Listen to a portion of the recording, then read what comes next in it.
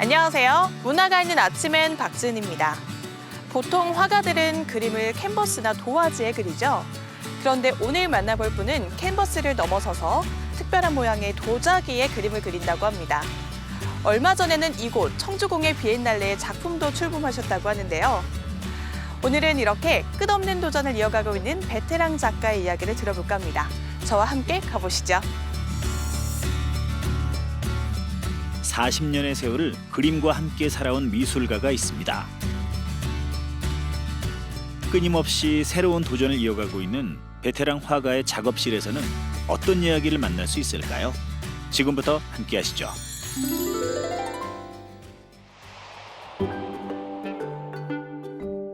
충북 진천군 문백면에 자리한 진천 공예마을. 가을에 흠뻑 젖은 산자락 풍경이 아름다운 곳이죠. 이곳에 오늘의 주인공 손부남 작가의 작업실이 있습니다. 안녕하세요. 네, 안녕하세요. 네, 작가님 저희 처음이 아닙니다. 우리 지역 7, 80년대 미술을 이야기하는 청주시립미술관 전시회에서 한번 뵀었는데요. 참 오랜만에 뵈니까 더 반갑습니다. 하지만 모르시는 시청자분들을 위해서 소개부터 부탁드릴게요. 네. 저는 지금 진천 공예마을에서 그림을 하고 있는 손부남입니다. 한 14년 전에 작업장 짓고 들어왔습니다. 그러니까 14년 동안 작업을 해오신 공간이네요. 네. 작년 겨울 청주시립미술관의 기획전시에서 지역 미술의 역사에 대해 들려주었던 손부남 작가. 젊은 시절부터 청주의 미술을 이끌어온 우리 지역의 대표 화가시죠. 지난 2005년부터는 이곳 진천 공예마을에 자리를 잡고 작품 활동을 이어오고 있는데요. 작업실에 들어서니 무척이나 넓은 공간에 멋진 그림이며 손때 묻은 화구들이 가득합니다. 여기 작업실 내부는 더 멋있네요. 공간 자체도 멋있는데요. 작가님 작품 때문에 한복에 전시장 같기도 하고 참 운치가 있습니다. 좋게 봐주셔서 고맙습니다. 사실 제 목적에 맞게끔 이 작업장을 지었거든요. 이 천장 높이를 6m로 해서 큰 작업을 좀 하려고 좀 크게 졌습니다. 비교적 큰 규모의 작품에 어울리는 넓은 아뜰리에. 오늘도 작가는 이곳에서 익숙한 캔버스를 마주합니다. 지금 어떤 작업하고 계셨나요? 제가 청주에서 출생해서 거기서 자라서 늘 보고 자랐던 그 무심천이 최근 들어서 그게 많이 떠올라서 그걸 소재로 작업을 하고 있습니다. 네. 무심천을 떠올리면서 작업을 하고 계신다고 하셨는데 무심천의 모습은 제가 어디서 찾을 수가 없거든요. 어떤 의미로 무심천이라고 하시는 거예요?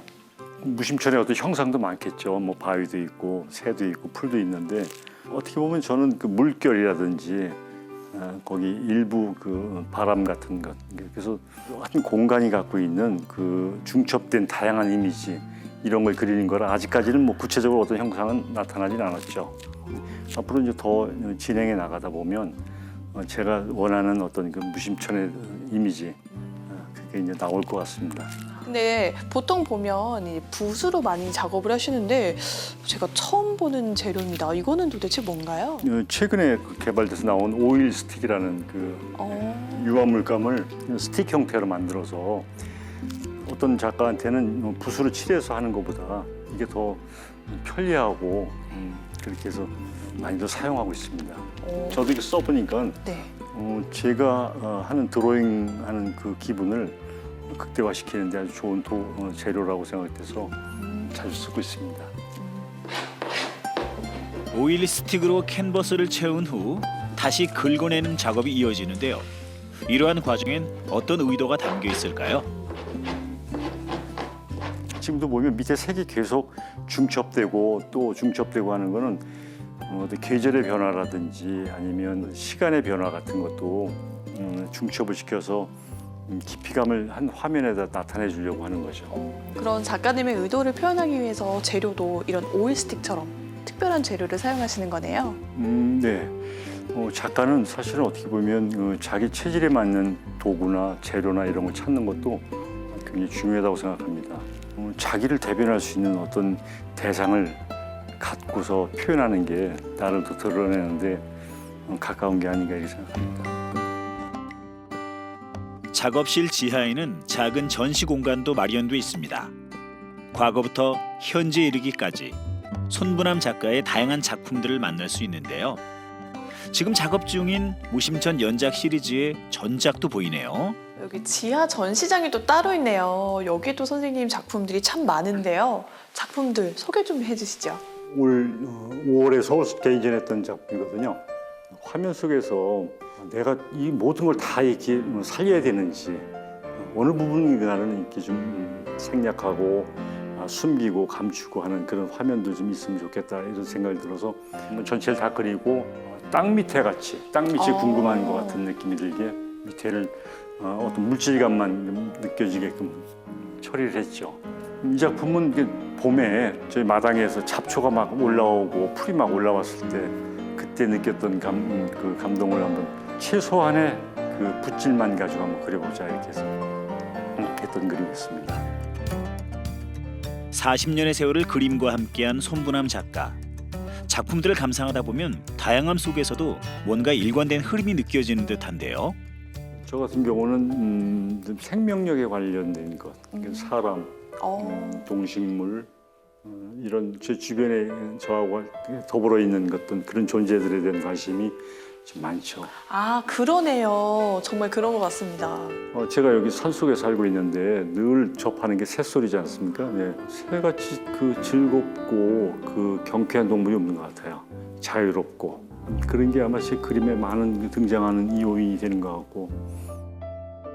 특유의 질감, 과감한 색채로 생명의 힘을 표현하는 손분함 작가. 얼마 전부터는 새로운 도전을 시작했다고 합니다. 작가님께서 여러 가지 질감을 표현하기 위해서 재료도 바꿔보시고 여러 가지 시도를 하신다고 들었는데 이거는 정말 획기적입니다. 캔버스가 아니네요. 뭐 그렇게 획기적이지는 않습니다. 이게 기존에 이걸 산업화했던 거를 저는 조금 더 이거를 좀 작품화 시키려고 수공으로다가 이렇게 하나하나 이렇게 그리는 드로잉 작업을 하는 거거든요. 지금 사실은 이 그릇 자체만 해도 완벽한 그런 예술품이죠. 거기다가 이제 제가 그림을 더 그려서 그걸 조금 더 좋게 저는 나름대로 하려고 하는데 어떨 때는 사족을 다는 경우도 있어요. 오히려 그 그릇이 갖고 있는 고유 미를 그림 때문에 또 해치는 경우도 있어서 굉장히 조심스럽습니다. 캔버스가 아닌 도자기에 그리는 그림. 그래서 물감도 일반 물감과는 다릅니다. 지금 쓰고 있는 제 물감은 금입니다. 백금과 황금인데. 아, 금이요? 네, 네. 근데 저게 그 불에 구워졌을 때 금으로 이게 변화가 되는데 그 농담 처리를 너무 묽게 되면 보라색으로 나오고 그래서 그 농담 처리할 때 참 그 묘미도 있지만 어려움도 있습니다. 금으로 된 물감뿐만 아니라 전사지를 직접 제작해 붙여넣기도 하는데요. 얼핏 보면 단순해 보이기도 하지만 작가는 이렇게 다양한 표현 방법으로 새로운 예술 작품을 탄생시키기 위해 노력하고 있습니다. 어떻게 이렇게 도자기에 그림을 그려보자 생각을 하신 건가요? 저희 공예 마을에는 그 도자기 하시는 분이 꽤 여러 분 계세요. 옛날 조선시대에 도공이 있으면 화공이 있듯이 그런 분업화된 거를 콜라보레이션 같이 이렇게 한번 협업 작업을 해봤으면 좋겠다 해서 그 작가분한테 허가를 받고 그 그릇에다 이렇게 그림을 그리게 됐습니다. 그렇군요. 저는 도자기도 선생님께서 직접 구운 줄 알았습니다. 이곳 진천 공예마을에 자리 잡은 덕분에 다른 도의 작가님들과의 협업이 가능했다는데요. 도자기에 그린 그림은 가마 작업을 거치고 나면 색감이 달라지기 때문에 더 많은 신경을 써야 하지만 캔버스와는 또 다른 매력을 느낄 수 있다고 합니다. 네, 손분함 작가님 하면 우리 지역 대표 작가님으로 제가 알고 있는데요. 언제부터 작업 활동을 하신 거죠? 고등학교 3학년 초부터 했었습니다. 원래 저는 그 고등학교를 운동 특시자로 다녔는데도 체육대회를 가지 않고 저는 그림으로 다 미대를 가겠다고 해서 그 공부를 해서 미대를 가게 됐죠. 교직을 한 7개월 하고 이제 그만두고 여태까지 전업 작가로 한 40년 이렇게 활동하고 있습니다. 와, 40년이라고 하니까 저는 가늠이 안 가는 세월인데요. 이렇게 베테랑 작가님들도 이 작업에 있어서 고민과 걱정이 있으실까 싶어요. 그렇죠. 네. 아직도 저는 공부하는 입장이라고 생각하거든요. 사실 예술에서 완성은 없다고 생각해요. 그냥 뭐 질문과 자기 어떤 수행과 이런 거지 어떤 답을 얻어서 끝나는 어떤 그런 과정은 아닌 것 같습니다. 그래서 계속해서 새로운 시도를 하고 계신데요. 이번에 청주공예 비엔날레에도 작품을 선보이셨다고요? 네. 조직위원회에서 공예에 대한 해석을 회화와 이렇게 곁들여서 한다는 그런 제안이 있어서 이번 참여 이제 하게 됐습니다. 그러면 지금 문화재조청에 가보면 선생님의 작품을 만날 수 있는 거네요? 네, 그렇습니다. 손부남 작가와 함께 청주 공예 비엔날레가 한창 열리고 있는 문화재조창을 찾았습니다. 제1전시장, 다양한 공예 작품들을 감상하고 있는 관람객들 사이에서 손부남 작가의 작품 2점을 만날 수 있었는데요. 전시장에서 작품을 보니까 또 색다릅니다. 작품 소개 좀 해주세요. 왼쪽에 있는 작품은 2년 전에 중국 경덕진에 가서 도자기 도판 위에 제 그림을 옮겨서 한번 작업을 해봤거든요. 경덕진이라는 곳은 송나라 이전부터 도자기 산업이 굉장히 발달한 도시였죠. 근데 그곳에는 그 도판을 저렇게 만들어서 불에 구웠을 때도 휘지 않고 깨지지 않게 하는 어떤 굉장히 고대 기술을 갖고 있는 도시예요. 근데 물감을 캔버스에 옮기듯이 도판 위에 흙물을 붓으로 계속 칠해서 이렇게 두께를 올리고 제가 원하는 두께가 나왔을 때 최종적으로 안료를 철화라는 안료를 칠해서 작업을 하게 됐습니다. 그래서 입체감도 느껴지는 것 같습니다. 그런데 또 반면에 옆에 있는 작품은 또 분위기가 다르거든요. 사실 이거는 제가 늘 하던 캔버스 작업이죠. 근데 이제 캔버스 작업에도 저는 질감을 굉장히 강조하는 작업을 하거든요. 돌가루하고 바인더하고 아크릴 물감하고 섞어서 이렇게 질감을 올려서 작업을 했습니다.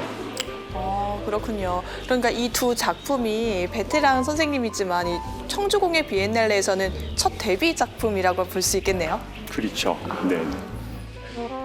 공예와 회화의 경계를 넘나드는 새로운 시도. 재료는 다르지만 생명과 상생의 주제가 변함없이 흐르고 있는데요.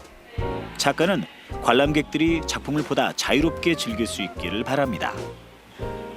작가는 늘 뭐 작업하는 게 직업이죠. 근데 특히 저한테 이번 공예 비엔날레에 초대를 받아서 전시를 함으로 인해서 영역이 좀 더 넓어졌다고 좀 생각을 합니다. 조금 더 열심히 할 수 있는 좋은 계기가 됐다고 생각하고 열심히 하겠습니다. 화폭을 넘어 흙에 구운 도자기판에 생명력 가득한 그림을 그리는 손부남 작가.